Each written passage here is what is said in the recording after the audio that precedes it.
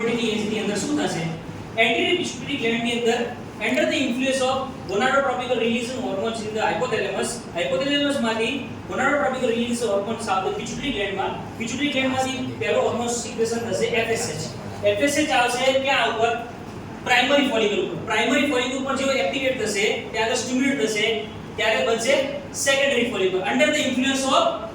FSH hormone secondary follicle development થતા અંદરની side નું ઓવમ એની આજુબાજુ જૂના પેલ્યુસિડા granulosa cells layer and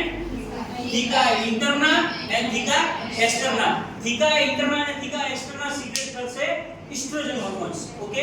estrogen hormones secret થશે estrogen level પીક ઉપર જશે પછી આ સેકન્ડરી ફોલિકલ નું ડેવલપમેન્ટ થશે ગ્રાફિયન ફોલિકલ ની અંદર આ વચ્ચે શું બનશે ફ્લુઇડ ફિલ્મ કેવિટી એન્ટ્રમ બનશે અને estrogen level પીક ઉપર જશે ધ ગ્રાફિયન ફોલિકલ છે એના ઉપર રિસેપ્ટર હશે શેના LH ના રિસેપ્ટર હશે estrogen લેવલ પીક ઉપર ગયો Graafian follicle entry pituitary gland એ કીધું કે FSH ડાઉન થશે જો FSH ડાઉન નહીં થાય તો ગ્રાફિયન ફોલિકલ વધારે બનતી જશે અને વધારે પડતા ઓવમ બંધાશે તો ગ્રાફિયન ફોલિકલ ને શું કરવી પડે ડી જનરેટ કરવી પડે તો estrogen શું કરશે એન્ટ્રી પિટ્યુટરી ગ્લેન્ડ છોડી જશે અને FSH ડાઉન જશે FSH જો ડાઉન જશે તો એમાં આ કયો નેગેટિવ ફીડબેક મિકેનિઝમ હવે જો નેગેટિવ ફીડબેક મિકેનિઝમ આવે તો LH ત્યાંથી છૂટું પડે LH જેવું એન્ટ્રી પિટ્યુટરી ગ્લેન્ડમાં આવે કોર્પસ લ્યુટિયમમાં ગ્રાફિયન ફોલિકલ રિસેપ્ટર જોડે બાઇન્ડ થાય અંદરની વેસલ્સ વધે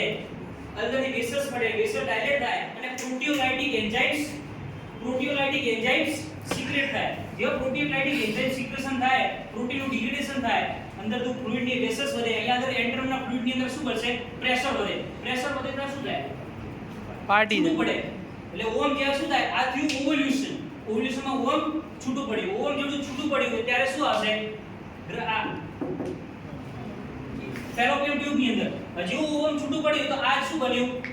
ગ્રેન્યુલોસા સેલ્સ લેયર થીકા ઇન્ટરના અને થીકા એક્સટરના આ સ્ટ્રક્ચર બન્યું તમારું કોર્પસ લ્યુટિયમ શું સિક્રેશન કરે પ્રોજેસ્ટેરોન ઓકે પ્રોજેસ્ટેરોન સિક્રેટ થયું પ્રોજેસ્ટેરોન લેવલ ક્યારે પીક ઉપર આવ્યું એટ ધ ડે ઓફ 14 માં પ્રોજેસ્ટેરોન લેવલ પીક ઉપર આવ્યું એટલે શું થયું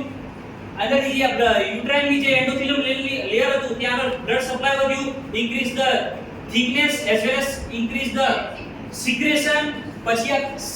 સર્વિક્સનું જે મ્યુકસ થિક હતું એકદમ જાડું જેથી સ્પર્મ ની એન્ટ્રી ન થવા દે પણ જો જેવું પ્રોજેસ્ટેરોન આવશે ત્યારે આ જે સર્વિક્સનું છે મ્યુકસ છે શું બનાવશે થિન બનાવશે જેથી સ્પર્મ ની એન્ટ્રી ઈઝીલી થઈ જશે જેવું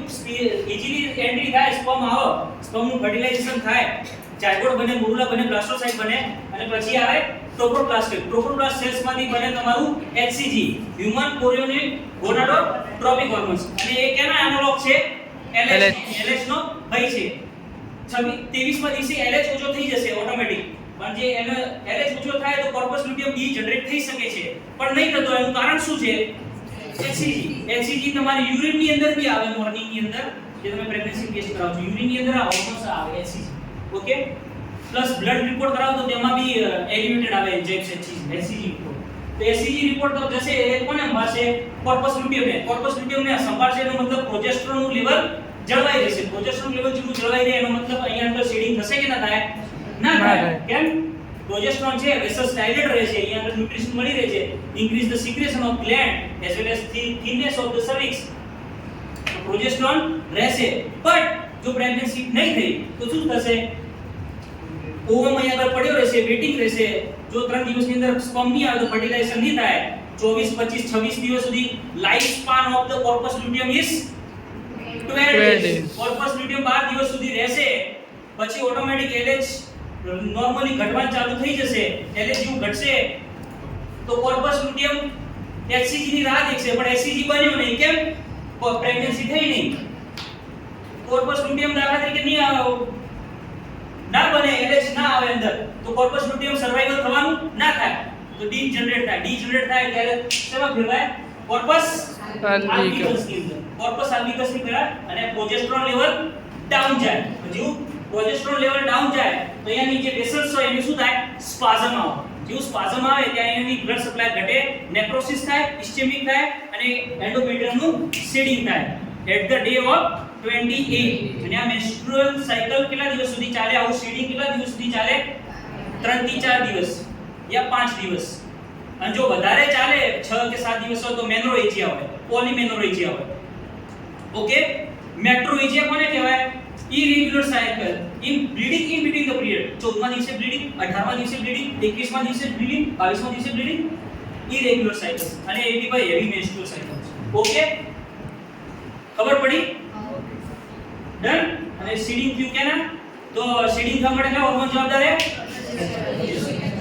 down regulation of progesterone as well as oestrogen. પણ મેઇન કયો? પ્રોજેસ્ટેરોન.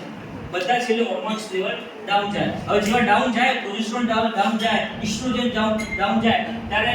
એક્ટિવેટ શું થાય? ગોનાડોટ્રોપિક સેલ્સ એક્ટિવેટ થાય અને એમાંથી પહેલો જ કયો નીકળે? FSH. અને પછી ફરીથી પાછું 10 થી 15 ગ્રાફિયમ ફોલિકલ ડેવલપ તરફ જાય. અને ફરીથી પાછું એ સાયકલ રિપીટ. ઈ પ્રેગ્નન્સી એપલ, ઈ પ્રેગ્નન્સી નેટ. Okay, main point. another main purpose third is FSH center, hypothalamus, gonadotrophic center. ये आएगा तो ये होगा, खबर पड़ी? हाँ, thank you, more than good.